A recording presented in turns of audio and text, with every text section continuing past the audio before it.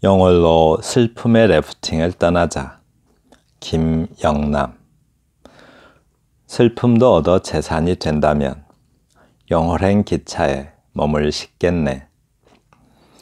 청량리에서 원주, 제천을 지나 영월역에 내려 초행길을 물으면 향이라도 피워 올려주고 싶은 단종의 푸른 하늘을 만나네. 동강과 서강의 물 가슴에 끌어들여 슬프디 슬픈 수력 발전을 하고 싶은 곳. 두 번째 시입니다. 황홀한 떨림, 이채훈. 나무가 떨고 있다. 자동차가 나무 곁을 휙 지나자 나뭇잎 몇 개가 팔랑 떨어진다. 팔짱 낀 연인이 사부시 나뭇잎을 밟고 지난다. 과자 부스러지는 소리. 남의 살 밟는 소리가 이렇게 경쾌할 수 있다니. 기록된 역사에 의하면 1488년 포르투갈의 바스코 다가마는 아프리카의 희망봉을 밟았다. 희망봉은 인간에게 밟히는 순간 역사가 되었다. 외제차가 지나고 덤프트럭이 지나간다. 목젖이 날카롭게 튀어나온 소년이 나뭇잎에 가래침을 택 뱉는다. 나무는 떨고 있다. 멀리서 아기를 잠재우는 자장가 소리에 놀라 살 몇 점이 팔랑 떨어진다. 연인이 나뭇잎을 밟으며 꼭 껴안는다. 몇 분의 시간과 공간이 바삭 부스러진다. 기록되지 않은 역사가 한 풍경으로 남아 떨고 있다. 네, 복습합니다. 보편적으로 알고 있는 설화나 신화의 중심 소재가 상징이 될 수 있다. 네, 설화. 또 신화. 신화의 중심 소재가 상징이 될 수 있다고 합니다. 이 상징의 네 가지, 상징을 만드는 것들 네 가지, 이건 대표적인 것이고요. 더 많을 수도 있죠. 네. 동일화에서 상징은 시작된다. 동일화 두 가지 뭐뭐 있었죠? 내가 바깥 사물에게로 가서 동일화되는 것. 그거는 투사라고 하죠. 바깥 사물을 내 안으로 끌어들여서 동일화하는 것. 그것을 동화라고 하죠. 의도적인 반복이 상징을 만든다. 지난 영상에서 많이 했죠. 병치적 상황의 연속이 상징을 만든다. 네, 이거 병치적 상황 연속. 이런 시를 좀 많이 써보는 것도 좋을 것 같아요. 상상력에 큰 도움이 됩니다. 근데 쓰는 게 쉽지는 않죠. 이야기의 알맹이가 상징을 만든다. 네, 이야기의 알맹이. 예를 들어서 심청전에서 이야기 알맹이는 뭐죠? 아버지 효심 때문에 자기 목숨까지도 던진 그 효녀 그 이야기죠. 그런 것들은 이제 이야기의 알맹이가 상징을 만든다고 해요. 네, 넘어갑니다. 이번 영상에서는 인유와 패러디의 정의라고 하는데, 인유 하면 뭐죠? 이게 끌린 자죠. 끌린 자고 이것은 깨우칠 유자인데, 비유할 때 견줄 비자에 깨우칠 유자잖아요. 이렇게 비교해서 깨닫게 하는 것. 그것이 이제 비유인데, 인유는 인용하다와 비유가 합쳐져서 만들어진 말이죠. 그래서 인용해서 비유한다. 근데 이제 allusion이라는 건데, allude to, 영어에 refer to가 있어요. refer to the Bible 하면은 성경을 직접 언급하다 이런 뜻인데, allude to를 쓰게 되면 암시적으로, 그죠? 빗대어서 언급하다 이런 뜻이에요.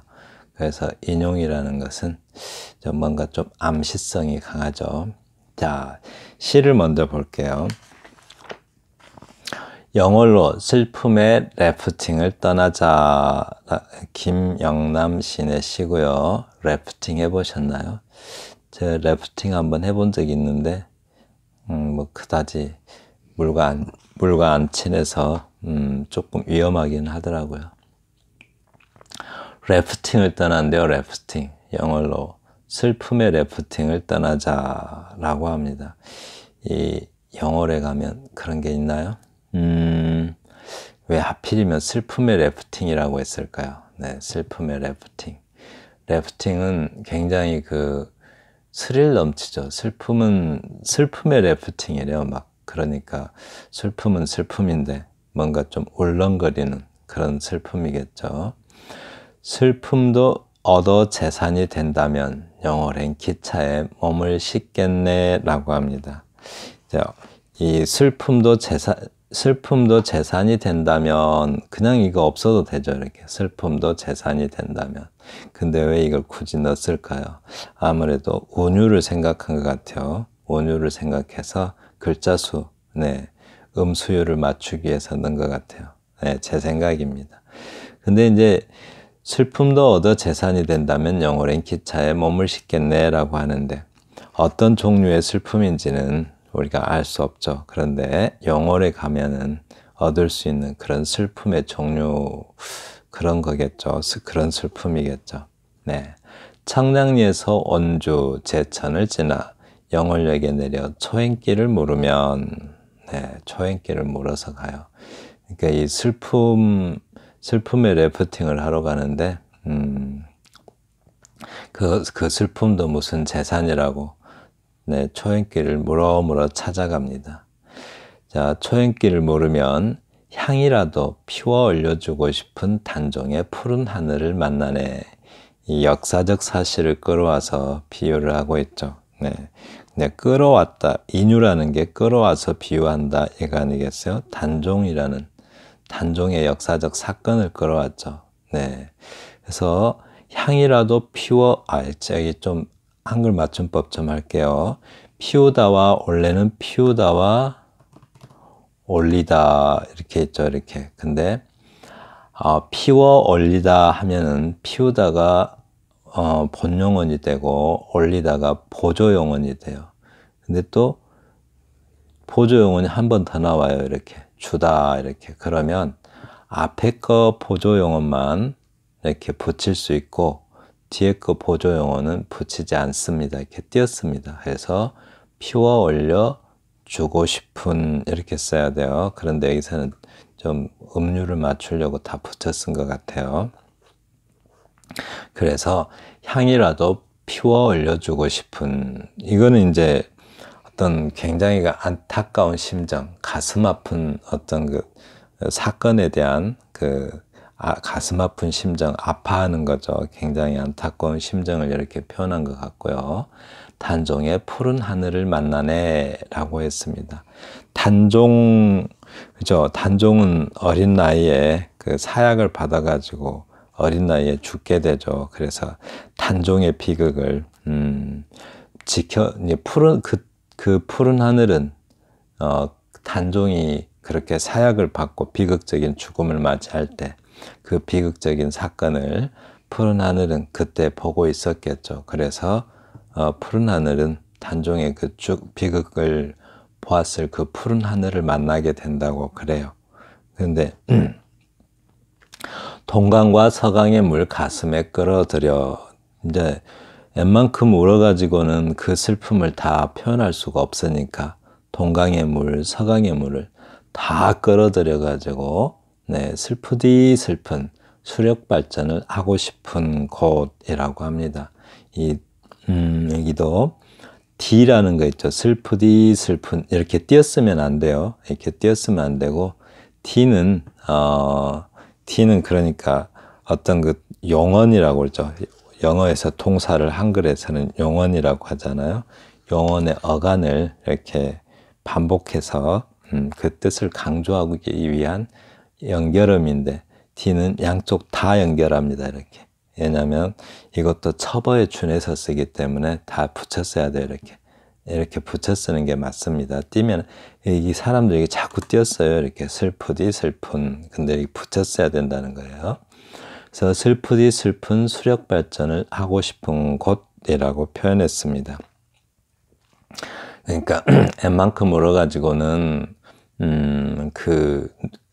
웬만큼의 눈물 가지고는 그 슬픔을 다 표현할 수 없으니 그 동강 서강의 물을 다 가슴까지 끌어들여서 완전히 진심으로, 그렇죠? 그 가슴으로, 진심 어린 가슴으로 수력 발전하는 만큼이나 울고 싶은 거죠. 이게 수력 발전을 하고 싶은 곳이라고 해서 울고 싶은 거예요. 그래서 실컷 울고 싶은 그런 역사적인 슬픔을 이렇게 표현하고 있습니다. 그러니까 역사적 사실을 끌어와서 거기에다가 어떤 비유를 하는 것, 그죠? 그런 거는 만약에 현재의 시대적 아픔일 수도 있고 또는 개인적인 아픔일 수도 있는데 단종의 역사적 사건을 끌어와서 비유함으로써 슬픔의 강도를 좀 구체화할 수가 있죠. 어느 정도 슬픈지를 구체적으로 나타낼 수 있는 방법으로 단종의 슬픔을 이렇게 끌어왔어요. 그죠? 우리가 얼마나 슬픈가를 나타내기는 굉장히 어렵잖아요. 슬픔의 정도, 슬픔이 눈에 보이는 것도 아니고 이렇게 양을 잴 수 있는 것도 아니야. 몇 리터씩 이렇게 잴 수 있는 것이 아니잖아요. 그런데 단종의 비극을 끌어옴으로써, 역사적 비극을 끌어옴으로써 그 슬픔이 얼마만큼인지를 나타낼 수 있게 됩니다. 네, 바로 그것이 인유의 장점이에요. 이렇게 인유의 힘이고 인유의 장점입니다. 네, 다음 시 보겠습니다. 제목이 황홀한 떨림이에요. 이재훈 씨의 시고요. 나무가 떨고 있다. 자동차가 나무 곁을 휙 지나자 나뭇잎 몇 개가 팔랑 떨어진다. 여기까지는 실제 풍경일 수가 있겠죠. 팔짱 낀 연인이 사부시 나뭇잎을 밟고 간다. 나뭇잎을 밟고 간대요. 이때 나무가 떨고 있다. 이 말은 무서워서 떤다기보다는 뭔가 지금 이렇게 흥분된다고나 할까요? 뭔가 좀 어쩌면 좀 흥분되어 있는 것일 수도 있죠. 어떤 풍경을 보고 좀 나뭇잎이 이렇게 신날 수도 있는 그런 느낌일 수도 있겠네요. 그래서 팔짱 낀 연인이 사부시 나뭇잎을 밟고 지나간다. 그 나뭇잎을 밟고 지나가는데 그 소리가 과자 부스러지는 소리예요. 그래서 그럼 어떤 소리일까요? 맛있게 느껴지는 소리. 뭔가 긍정적인 거죠. 나뭇잎 밟는 소리가 과자 부스러진 소리인 걸로 봐서 지금 화자는 나뭇잎 밟는 소리를 굉장히 긍정적으로 보고 있죠. 맛있게. 네. 남의 살 밟는 소리가 이렇게 경쾌할 수 있다니. 나뭇잎은 남의 살인데 좀 우리 왜 고기를 먹는다 할 때 남의 살이라고 그러죠. 고기가 맛있다 그러면 남의 살을 먹는 게 맛있다 이런 표현도 쓰는 경우가 있죠. 나뭇잎을 남의 살이려 남의 살 밟는 소리가 이렇게 경쾌할 수 있다니.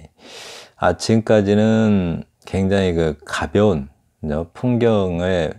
풍경에 대한 가벼운 느낌으로 이렇게 글을 썼는데 계속 이렇게 되면 어떻게 돼요? 좀 그저 그런 시가 되겠죠. 어떤 그 정도가 나뭇잎 밟는 소리에 대한 어떤 느낌이 어느 정도인지 알 수가 없잖아요. 이렇게 조금 모호하죠.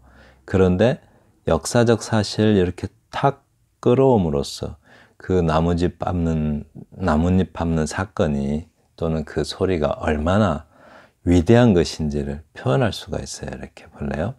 기록된 역사에 가면 1488년 포르투갈의 바스코 다가마는 남아프리카의 희망봉을 밟았다 라고요. 희망봉은 인간에게 밟히는 순간 역사가 되었다라고 합니다. 이렇게. 이 부분을 보면 희망봉은 왜 바스코 다가마가 1488년에 밟았다고 하는데, 이 희망봉 발견, 원래는 이제 그 포르투갈이 그 유럽에서 좀 고립되어 있었죠. 고립되어 있었는데, 그래서 이제 무역에도 많은 차질이 빚고 굉장히 어려움을 겪고 있었는데, 이 희망봉을 발견함으로써 그 대서양에 좀 그 항로를 열게 돼서 포르투갈이 좀 다시 성장하는 계기가 되죠. 한마디로 나라를 구하는 만큼이나 굉장히 위대한 역사적 사건이 된 거죠. 네.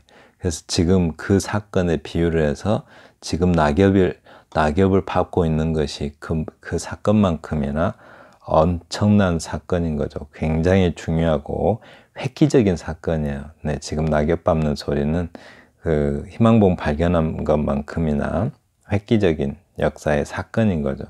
그렇게 이제 시인은 공상을 하고 있는데, 네. 외제차가 지나가고 덤프트럭이 지나간다. 목젖이 날카롭게 튀어나온 소년이 나뭇잎에 택 침을 뱉는다고 해요. 가래침을 택 뱉는다. 그러니까 지금 희망봉까지 이렇게 공상을 하고 있는데, 네, 다시 그 우리가 공상, 조금 나쁘게 표현하면 망상인가요? 몽상, 예, 그런 공상을 하고 있는데, 이 외제차가 지나가고 덤프트럭이 지나가고 소년이 가래침을 택 뱉으니까 어때요? 예, 의식이 돌아온 거죠. 공상 상태에 있다가 현실, 의식의 현실도 돌아오는 거죠. 그래서 한마디로 정신이 든 거죠. 딴 생각하고 있다가. 네, 그렇습니다.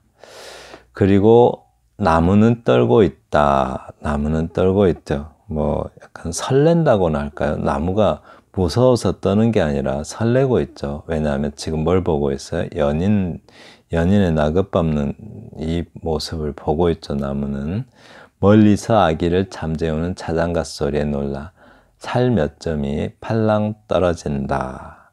연인이 나뭇잎을 밟으며 꼭 껴안는다 라고 합니다. 연인이 나뭇잎을 밟으며 꼭 껴안는 것도 희망봉 발견한 것만큼이나 획기적인 역사적 사건인데, 또 몇 분의 시간과 공간이 파삭 부스러진다. 이 파삭 부스러진다, 이거는 좀 긍정적인 느낌이죠. 기록되지 않는 역사가 한 풍경으로 남아 떨고 있다라고 합니다. 네, 그러니까 이 풍경이라는 것은 사실 이 연인이 낙엽을 밟으며 나뭇잎을 밟으며 꼭 껴안는다가 중요한 어떤 부분은 아니죠. 그냥 풍경을 묘사하려고 하는데 그 풍경이 굉장히 사랑스러운 풍경임을 이렇게 표현하기 위해서 이 부분을 들여온 것 같아요. 연인은 이 풍경에서 중심이 아닌데 그 풍경의 성격을 좀 드러내기 위해서 이렇게 연인이 이 풍경의 성격은 뭐예요? 그러니까 연인이 어떤 데이트하고 있는 그런 어떤 사랑스러운 느낌의 풍경임을 나타내는 거죠. 그런데 기록되지 않는 역사가, 그죠? 지금 이 낙엽 밟는 지금 이 풍경은 역사에 기록은 되지 않겠지만 어떤 희망봉을 발견해서 밟는 것만큼이나 나뭇잎을 그렇게 밟는 풍경은 황홀한 떨림이다라고 해요. 이렇게 한 풍경으로 남아 떨고 있다. 그러니까 이 떨림이라는 것은 나무가 떨고 있고, 아까는 지금 떨고 있다라는 것을 제가 아까 설렌다 이렇게 한 것처럼 한마디로 그 떨림이라는 게 황홀한 떨림인 거죠. 네, 그래서 이 풍경은 황홀한 떨림이다라고 합니다. 이 시도 그냥 그 단순한 풍경시로 끝날 수도 있는 그런 시인데, 네, 역사적 사건을 끌어와서 비교함으로써 이 풍경이 얼마나 위대하고, 그죠? 얼마나 사랑스럽고 또 얼마나 획기적인 사건인가를, 그러니까 얼만큼 장엄한지를 그 장엄한지를 좀 계량화한다고 하죠. 네, 어느 정도인지, 이 풍경의 장엄함이 어느 정도인지 이 역사적 사건이 계량화한다 또는 구체화한다 라고 말할 수 있겠습니다. 네, 아무튼 낙엽 밟는 풍경이 역사가들에겐 뭐 사소한 일이겠죠. 알지도 모르고 보지도 않았으니까 사소한 일이겠지만 지금 화자에게는 네, 그 희망봉 발견한 것만큼이나 역사적 사건이다라고 합니다. 네, 바로 이렇게 그냥 단순한 어떤 풍경시가 될 수도 있는 것을 역사적 사건을 끌어옴으로써 이렇게 구체적으로 이렇게 구체화시킬 수 있는 장점이 있는 것이 바로 인유입니다. 네, 인유는 뭐라고 그랬어요? 인용하고 비유, 인용해서 비유하는 것을 인유라고 한다고 그랬죠. 네. 인용법에는 두 가지가 있는데 정리합니다. 인용부호를 사용해서 인용부호 사용하게 되면 밑에다 각주를 달죠. 인용부호를 사용해서 인용부를 인용한 부분을 분명하게 밝히는 명인법이 있고 이거 좀 오랫동안 들어오신 분들은 이거 많이 들어보셨죠? 네, 여러 번 다룬 것 같은데 인용부호를 사용해서 각주까지 타는 명인법, 분명하게 인용을 분명하게 밝히는 방법, 네, 이건 명인법이죠. 인용부호가 없이 인용을 밝히지 않는 아민법이 있다. 그런데 이 아민법은 굉장히 조심해야 돼요. 인용을 보여주지 않는 어두울 암자죠. 인용을 보여주지 않는 아민법이 있고, 근데 아민법은 조심해야 된다고요. 아민법은 표절 시비가 발생할 수도 있으니까 아주 조심해야 된다. 왜 아민법을 쓸까요? 예를 들어서 그죠? 나의 죽음을 적에게 알리지 마라 이런 걸 썼다고 생각해 봐요. 근데 거기다 대고 인용부호를 써가지고 이순신 이렇게 써놓으면 그 얼마나 어색하겠어요.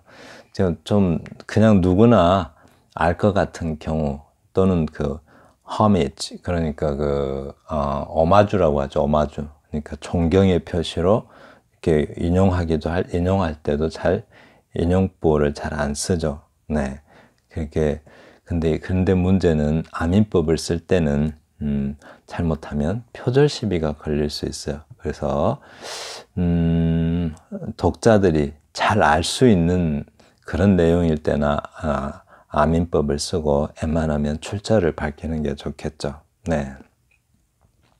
인유의 장점 대표적으로 세 가지를 봅니다. 짧은 표현만으로 이전의 문학 작품이 거두었던 양의 분위기와 내용, 논증의 정확성을 일시에 담을 수 있다라고요.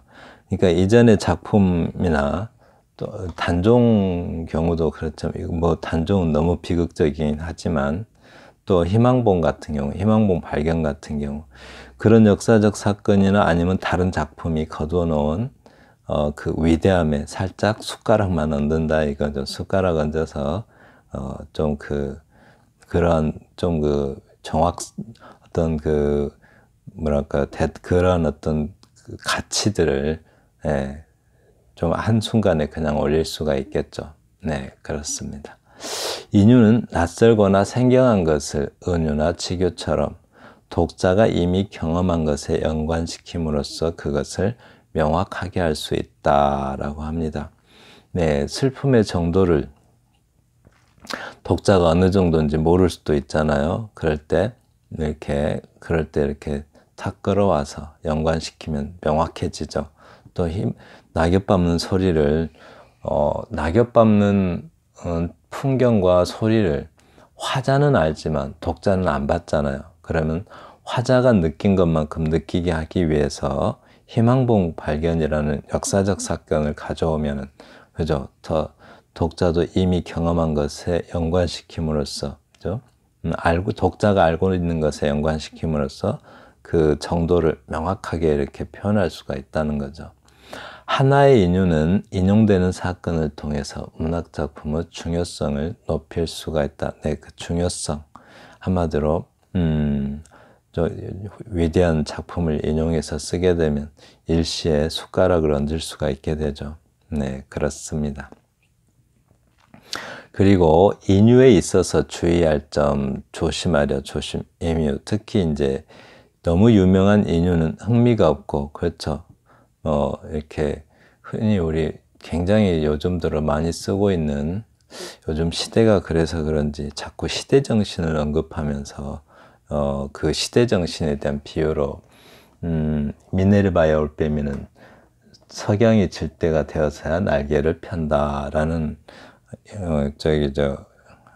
그 명언을 많이 쓰죠. 그 헤겔의 명언인데, 그 헤겔의 말을 많이 써서 이제 그 말이 그다지 흥미가 없는 말이 되어버렸죠.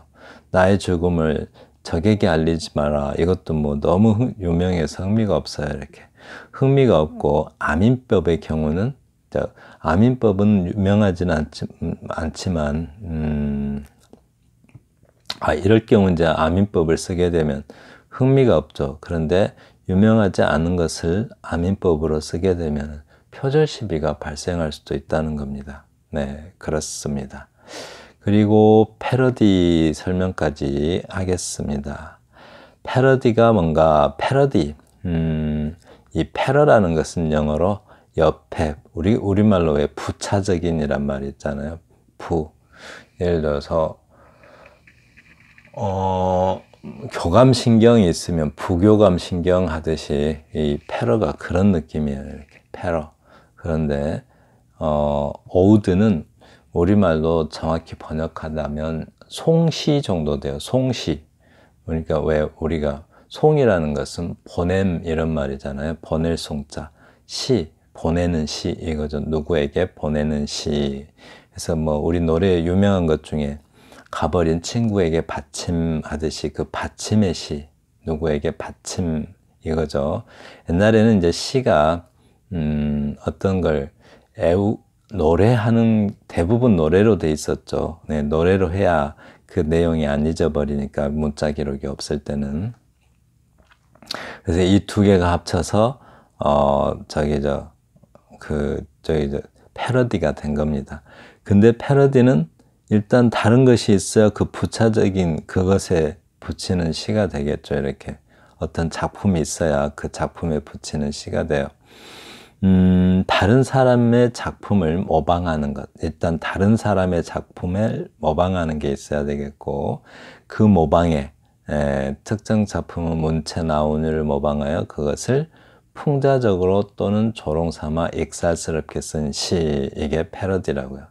한마디로 다른 사람의 작품을 모방해서 그 모방에 풍자와 조롱과 익살스러움이 가미되면 패러디가 됩니다. 네, 그래서 패러디는 같은 말인데, 패러디는 모방하고 변형, 그 모습을 살짝살짝 바꿔서 골개, 해악성을 띠면, 그죠? 우스움, 골개라는 게 해악성이잖아요. 그러니까 좀 익살스럽고 우스꽝스러움의 성격을 갖는다라고 합니다. 네. 단순 모방인 인유, 그냥 인용해서 비유하는 것, 아까 그 단종이나 희망봉 같이 그렇게 단순 모방인 경우와는 달리 모방에 비틀기의 수법이 활용된다. 뭐가요? 패러디는 뭔가 비틀어요. 이렇게. 그죠? 변형한다고. 비틀기의 수법이 활용된다라고 합니다. 네. 패러디와 비슷한 것 중에 travesty와 burlesque 이 두 가지가 있는데, 영어로는 burlesque, travesty라고 해요.